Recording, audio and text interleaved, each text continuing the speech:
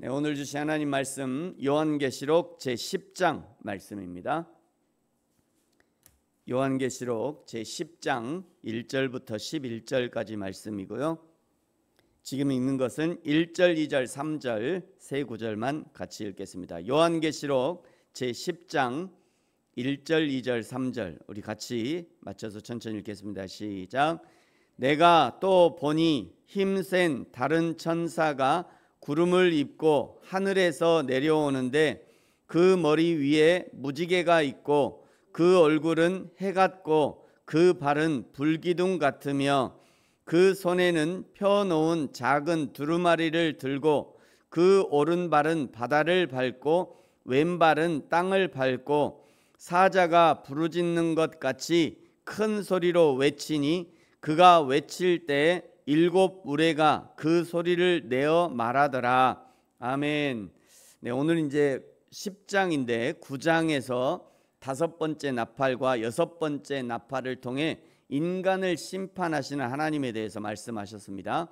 9장 13절에서요 6째 천사가 나팔을 불 때 하나님 앞 금제단 4뿔에서 음성이 있었고 큰 강 유브라데에서 결박한 4천사를 놓아주라 라는 음성이 있었습니다. 15절에 4천사는 사람 3분의 1을 죽이는 권세를 가지고 있었고요. 그럼에도 불구하고 이렇게 하나님의 심판이 무섭게 진행됨에도 불구하고 회개하지 않는 자들은 여전히 회개하지 않고 여전히 우상들을 섬기고 있습니다.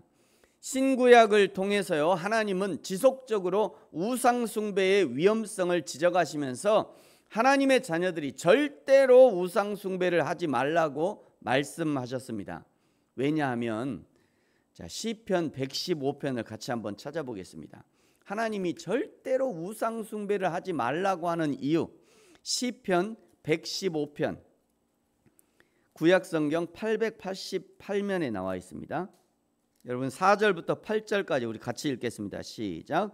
그들의 우상들은 은과 금이요 사람이 손으로 만든 것이라. 입이 있어도 말하지 못하며 눈이 있어도 보지 못하며 귀가 있어도 듣지 못하며 코가 있어도 냄새 맡지 못하며 손이 있어도 만지지 못하며 발이 있어도 걷지 못하며 목구멍이 있어도 작은 소리조차 내지 못하느니라. 우상들을 만드는 자들과 그것을 의지하는 자들이 다 그와 같으리로다. 아멘. 제일 중요한 구절이 8절 끝에 있는 다 그와 같으리로다 이 구절입니다. 우상을 섬기는 자들은 자기가 섬기는 우상처럼 되어버리는 거예요. 하나님의 형상으로 지음받은 인간이 우상을 섬기면 말하지 못하게 되고요, 보지 못하게 되고 듣지 못하게 되고 냄새도 맡지 못하게 되고 만지지도 못하고 걷지도 못하고 소리도 내지 못하고 자기 생각에는 사람 생각에는 막 금치를 해놓고 막 절에 가면 막 금치를 해놓잖아요. 그 우상에다가 금치를 막 해놓잖아요. 금치를 해놓고 막 크게 만들어 놓고요. 절에 들어갈 때 그 절 좌우 문에 막 이렇게 서 있잖아요. 이렇게 서 있으니까 무섭고 막 무섭게 생겼고 인간보다 위대하게 보여서 그 우상들에게 머리를 조아리는데 정작 머리를 조아리는 순간 나도 똑같은 존재가 되어버린다는 거예요. 하나님은 우리를 하나님보다 조금 못한 존재로 만드셨잖아요. 우리는 천사도 흠모할 만한 아름답고 위대한 존재로 하나님이 우리를 창조해 주셨는데 그런데 우상 앞에 절하는 순간 아무것도 아닌 존재가 되어버린 아무것도 아닌 존재. 우상 앞에 절하는 순간 아무것도 아닌 존재가 되어버리는 거예요. 얼마 전에 전광훈 목사가 자기를 따르는 사람들, 자기보다 나이 많은 목사님들도 여기 계시거든요. 자기를 따르는 목사들한테 머리 박아 그래가지고 진짜 머리를 박았어요. 저 목사님들이 머리 박아 한다고 방송에 다 나왔잖아요. 하나님이 만약에 하나님이 이 광경을 보셨다면 하나님 피를 토하셨을 것 같아요. 하나님이 창조하신 하나님의 자녀 아닙니까? 하나님의 일꾼들이잖아요. 근데 인간 목사가 대가리 박아 시킨다고 또 그대로 하고 있어요. 또 만약 대가리 박아를 하고 있는 목사님들의 성도들이 또는 자녀들이 또는 손자들이 우리 할아버지가 저기 가서 대가리 박아를 하고 있는 그 모습을 보면 정말 어떻게 이럴 수가 있냐고. 어떻게. 저는 그냥 속에서 그냥 피가 솟아요. 여러분, 맹목적인 신앙이 이렇게 무서운 거예요. 그냥 맹목적으로 우리 목사님 최고야. 우리 목사님은 무조건 큰일 납니다. 큰일 나요. 그래서 절대로 우상 숭배하지 말라고 하셨던 거예요. 그런데 인간은 하나님의 심판을 그렇게도 받고도 이미 지구 인구의 40억이 죽은 상태잖아요. 여전히 우상 숭배를 하고 있어요. 여러분, 그것이 인간의 상태이고요. 회개할 줄 모르는 인간의 상태입니다. 여러분, 회개하는 것이 복이에요. 날마다 하나님 앞에 나의 마음을, 나의 행동을, 나의 말을 하나님 앞에 내어놓고, 하나님, 제가 또 이런 죄를 지었습니다. 하나님 용서해 주십시오 라고 회개할 수 있는 것이, 그것이 여러분 복입니다. 날마다 회개할 수 있는 저와 여러분이 되기를 축복합니다. 오늘 10장 1절에서는요, 힘센 다른 천사가 구름을 입고 하늘에서 내려오는데 그 머리 위에 무지개가 있고요, 그 얼굴은 해 같고 그 발은 불기둥 같다. 2절에 손에는 펴놓은 작은 두루마리를 들고 오른발은 바다를 밟고 왼발은 땅을 밟고 있다. 그림으로 이렇게, 요한계시록은 여러분이 그림을 잘 그려보면 훨씬 이해하기가 편해요. 자, 이렇게 이런 천사가 왔다는 거예요.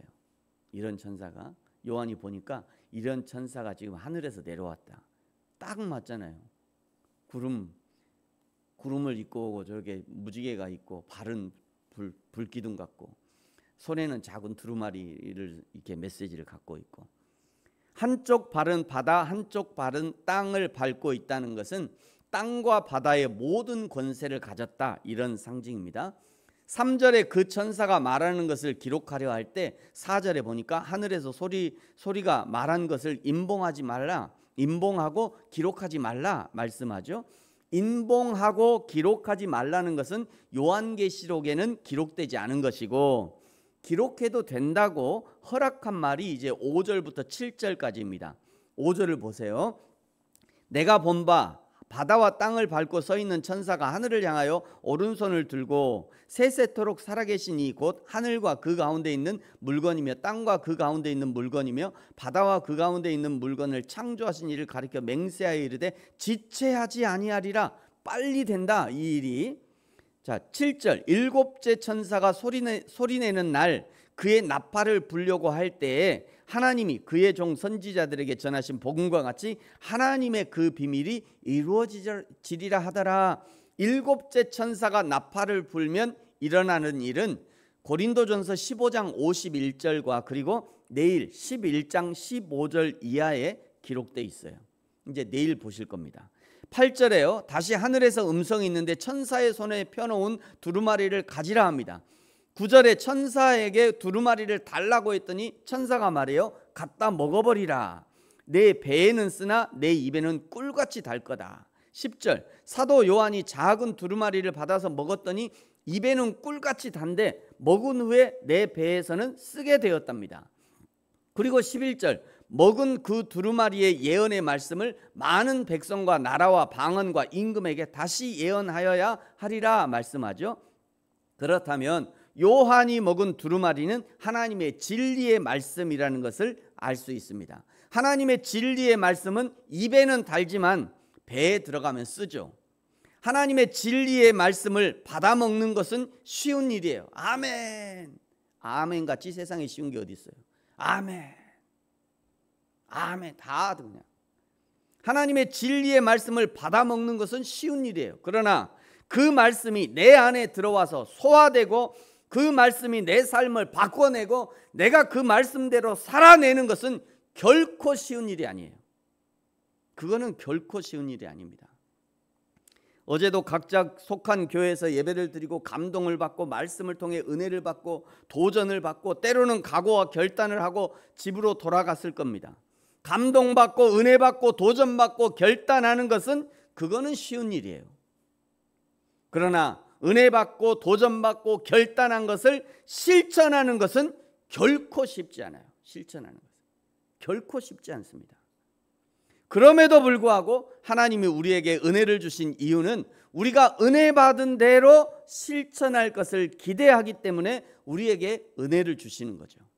하나님이 우리가 각오하고 결단하게 하신 이유는 실제로 그렇게 살기를 하나님이 기대하시기 때문에 하나님이 각오하게 하시고 결단하게 하시는 거예요. 은혜 받는 것으로는 삶이 변화되지 않습니다. 은혜 받는다고 삶이 변화되지 않아요. 여러분 평생 은혜 받았잖아요. 평생 은혜 40년, 50년, 80년 교회 다니면서 은혜 많이 받았잖아요. 은혜 받는다고 뭐 변화됩니까? 아니요. 은혜 받았다고 삶이 변화되는 게 아니에요. 은혜 받는 것을 실제 삶에 실천해야 드디어 변화가 시작되는 거예요.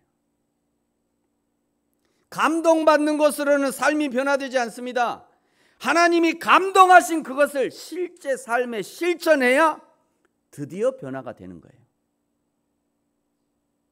새벽부터 와서 이 조현철 목사가 얼마나 크게 그냥 소리를 바락바락 들으니까 감동이 되잖아요. 그래, 오늘 내가 사랑해야지. 그래, 내가 오늘 집에 가면 저 앉아있는 저 원수 같은 남편, 그래, 저 남편도 내가 사랑해야지. 저 남편한테 내가 오늘 기필코 그래 미역국 끓여줘야지. 그렇게 하고 집에 가봐요. 앉아있는 모습만 봐도 벌써 화가 나잖아요. 은혜 받은 거, 은혜는 일단 교회가 두고 그냥 안 돼요 그게. 근데 은혜 받고 감동 받고 집에 가서 감동 받은 그것을 내가 그래도 하나님이 하라고 하셨으니까, 그래도 하나님이 섬기러 가셨으니까, 그래도 하나님이 사랑하라고 하셨으니까 그 말씀, 은혜를 가지고 그대로 실천해 봐야 드디어 은혜가 되는 거예요. 드디어 삶이 변하는 거예요. 그래야지 교회 안 가던 남편이 저 마누라가 좀 변했나? 요즘 진짜 은혜를 받았나? 저 마누라 다니는 교회 가지고 진짜 저 진짜 교회인가 본데? 저긴 진짜 교회인가 봐. 나도 한번 가볼까? 이런 생각이 드는 거지. 남편도 마찬가지고 아내도 마찬가지고요. 교회는 주구장창 가는데 그냥 집에 오면 똑같아. 너 교회 누가 가냐고요, 그런 교회를. 입에는 달지만 배에 들어가면 쓴 거, 그게 하나님의 진리예요. 여러분, 그래서 말씀하시는 거예요. 시편 126편 6절에 이렇게 말씀해요. 울며 씨를 뿌리러 나가는 자는 반드시 기쁨으로 그 곡식단을 가지고 돌아오리로다. 씨를 아무리 많이 가지고 있고 창고에 포대를 쌓아놔도 곡식을 거두지 못합니다. 때로는 하기 싫어도, 때로는 나와는 안 맞아도, 그래도 하나님이 감동하시고 은혜를 주시면 그 감동 주신 하나님을 의지해서, 그 은혜 주신 하나님을 의지해서 울면서라도 씨를 뿌려야 돼요. 그래야 가을에 열매를 거두게 되는 거죠. 사랑하는 성도 여러분, 저와 여러분이 입으로 들어갈 때는 달지만 그러나 배에서 쓰게 되는 하나님의 진리를 뱉어버리지 말고 울면서라도 꿀떡 삼겨서 기필코 소화를 시켜서 울면서라도 씨를 뿌려서 기쁨으로 열매를 거두시는, 그리하여 기쁨의 열매를 거두는 저와 여러분이 되어지기를 예수님의 이름으로 축복합니다. 기도하겠습니다. 하나님 아버지, 감사합니다. 힘센 천사가 들고 있는 두루마리, 하나님의 진리의 말씀, 입에는 달지만 그러나 배에 들어가면 쓰게 될 것이라는 그 말씀, 그럼에도 불구하고 하나님이 주신 은혜의 말씀, 진리의 말씀을 먹고 소화시켜서 내 삶이 변화될 수 있도록, 가정이 변하고 직장이 변하고, 그리하여 하나님의 나라가 나로부터 이루어질 수 있도록 축복하여 주옵소서. 감사합니다. 예수님의 이름으로 기도합니다. 아멘. 하늘에 계신 우리 아버지, 아버지의 이름을 거룩하게 하시며 아버지의 나라가 오게 하시며 아버지의 뜻이 하늘에서와 같이 땅에서도 이루어지게 하소서. 오늘 우리에게 일용할 양식을 주시고 우리가 우리에게 잘못한 사람을 용서하여 준 것 같이 우리 죄를 용서하여 주시고 우리를 시험에 빠지지 않게 하시고 악에서 구하소서. 나라와 권능과 영광이 영원히 아버지의 것입니다. 아멘.